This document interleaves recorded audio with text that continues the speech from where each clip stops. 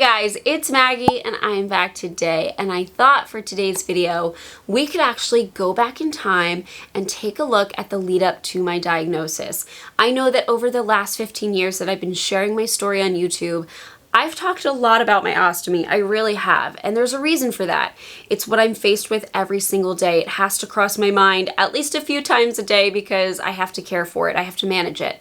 But ultimately, there was something that led up to that ostomy, and that's my diagnosis of Crohn's disease. The story of my Crohn's disease diagnosis is actually, I think, a lot more complicated than my ostomy story. There was a lot that went into actually getting an answer for what was happening. In talking about my experience, I have met so many who fall into that chronic illness category. Diseases affecting every system of the body, yet more often than not, it's like listening to my own story. There are so many similar patterns of diagnosis, like taking forever, being misdiagnosed, like in my case, being a picky eater or having an ED, struggling to be believed, or just struggling to find treatment. There is even difficulty in telling somebody that I have Crohn's disease and them fully understanding what that means. I have, however, seen tremendous progress when it comes to that last one.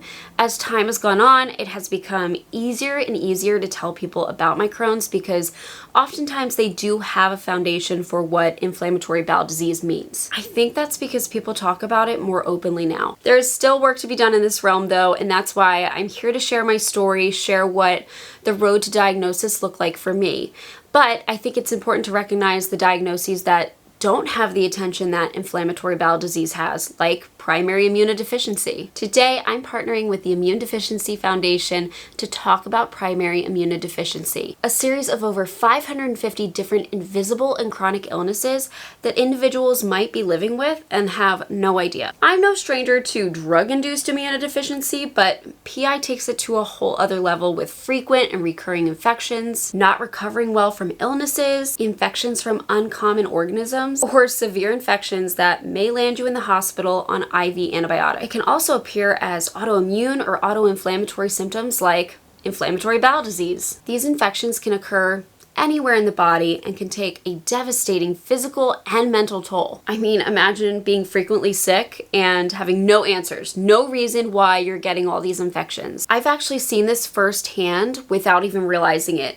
As I delved into what PI entails, what it means, what its treatment is, I realized that I have a good friend that deals with this on the daily. From my perspective, I've seen them go to the hospital frequently with these infections, requiring IV antibiotics, and I knew that one of the treatments for their condition, this questionable condition, was IVIG. That was really the extent that I understood, but because of IDF and what I learned through them, now I feel like I have a much better grasp on what my friend's dealing with. I'm sharing this with you because I know many in my audience deal with chronic illness symptoms that are oftentimes vague and have no explanation. If you find yourself relating to what PI can entail, I encourage you to learn more about primary immunodeficiency through the Immune Deficiency Foundation's website, primaryimmune.org. Think you might have PI?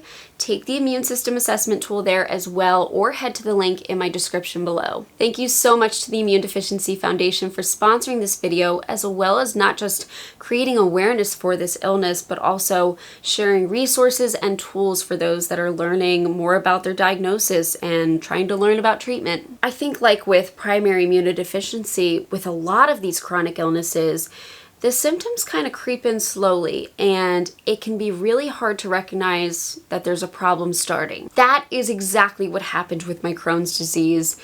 One symptom would appear, we would kind of assume that it would resolve on its own, you know, it wasn't too big of a deal, and time would go on, we'd get used to it, and then another symptom would appear. The cycle would repeat and repeat, and eventually it turned into a full-blown illness that it was like one day we couldn't ignore it. For us, it really felt like one day I was healthy and then the next I was really sick.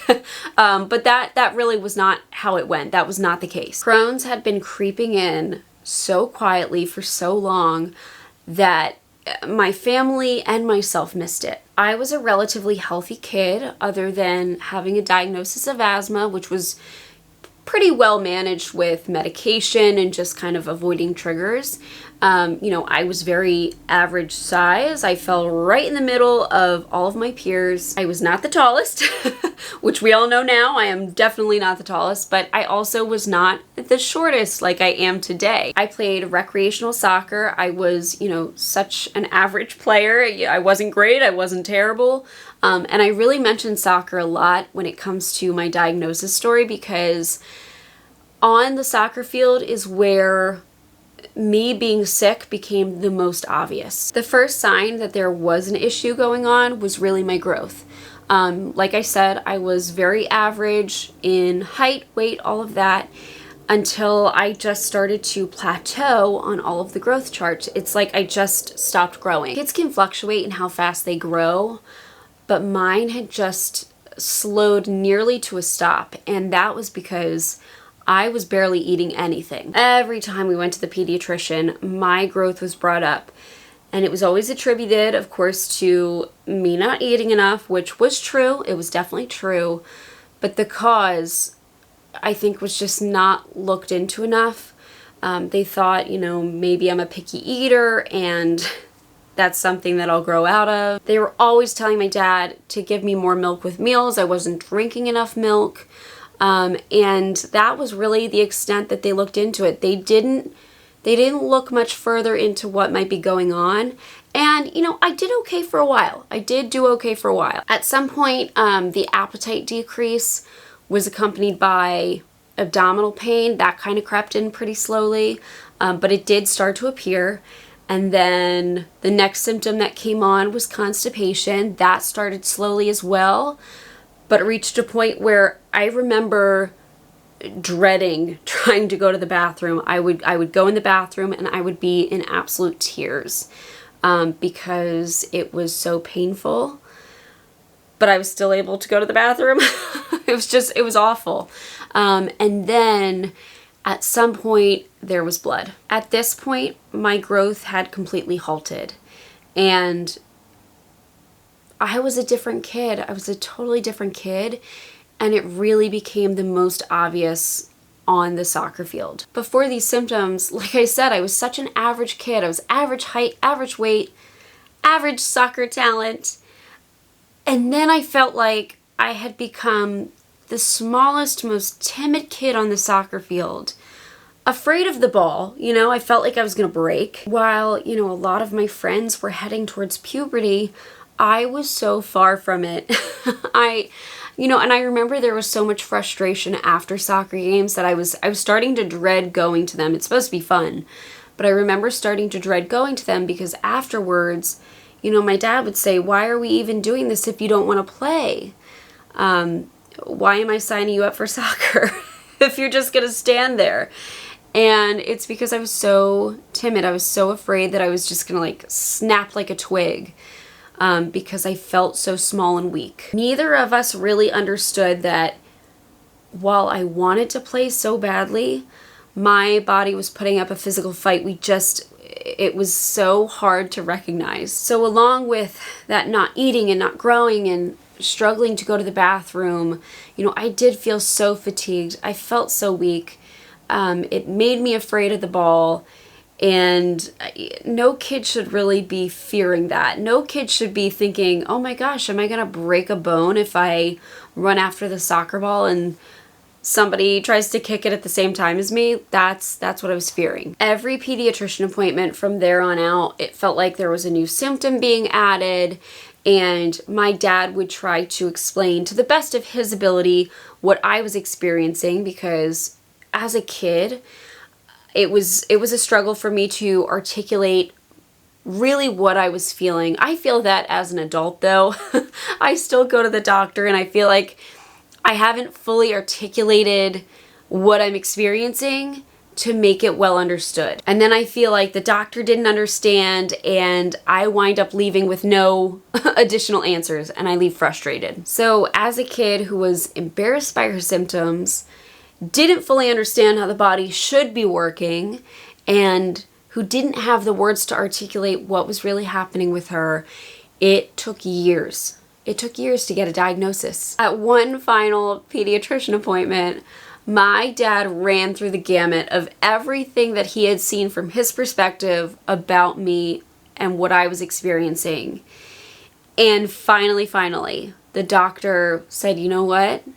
Let's refer you to a GI doctor, a GI specialist, because it sounds like your daughter might have Crohn's disease. He thought that what I was dealing with really seemed to align, at least, you know, as a whole, with inflammatory bowel disease. So that's where we went. We went to a GI. The diagnosis process for Crohn's disease took months. It was a long time. It included a colonoscopy, an endoscopy. I remember that I did a barium swallow, lots of blood work, a lot of blood work, and lots of trips to the pediatric gastroenterologist. As a kid who was previously fairly healthy, other than, you know, little colds here and there, this was really tough on me. I had never experienced anything like this. I had never had to go through this extensive testing before. And even when we did finally get that diagnosis, it did not mean that treatment was smooth sailing and straightforward. And it's so funny now because looking back, you know, as an adult, looking back at my childhood, I can see how that delay in diagnosis, for how long it took, I can see how it has impacted me long term, and it will impact me for the rest of my life. I really wish that my family and myself had more of the resources to understand Crohn's fully, to understand the symptoms, and to understand all of the available treatments out there. I always wonder, how tall would I be? How tall would I have been had my Crohn's been caught earlier? How much more would I have grown? I always wonder, had I known about all the available treatments out there, would we have advocated for maybe trying something different, maybe something that would be more effective? Would that have saved my colon? Would that have preserved more of my organs and kind of helped me avoid a lot of the surgeries that I've had? This really isn't so much a story about Crohn's disease as it is kind of a warning to keep an eye on your health, and when you feel that something is going wrong, seek out help. It's a story of why you should educate yourself about your body and not always rely on others, even medical professionals, to educate you about your body or your illness. You can really best advocate for yourself when you research your symptoms, really understand them, really understand how your body's working, and seek treatment at the earliest point that you possibly can. And honestly, keep seeking help if you feel like your symptoms are being dismissed. Trust me, I know it isn't always the easiest thing to do. That's why I'm glad, like with the Primary Immunodeficiency and the Immune Deficiency Foundation, that they have created resources for an illness like this. They've created ways to equip yourself for seeking help. It might not seem like your symptoms are impacting your life all that much at this point, but truly, you never know where it can lead. Thank you so much to the IDF for partnering with me on this video. Remember that if you relate to any of the symptoms of primary immunodeficiency, check out primaryimmune.org, as well as take their immune system assessment tool. All right, guys, thank you so much for watching today's video, and I will see you in the next. Bye, guys. Thank you so much for watching today's video. If you are looking for a way to help support my channel, consider liking this video or even subscribing. You can also check out my store at LetsTalkIBD.shop. I have stickers and hoodies like these guys over here, just related to chronic illness and inflammatory bowel disease, something fun. And I also have a coupon code for my YouTube watchers. You could also become a member of my channel, like the wonderful people scrolling on screen here. They've become a member and they have access to videos a little bit earlier. It's a great way to support my channel, and really, just watching my videos means the world. Thank you so much, and I'll see you in the next.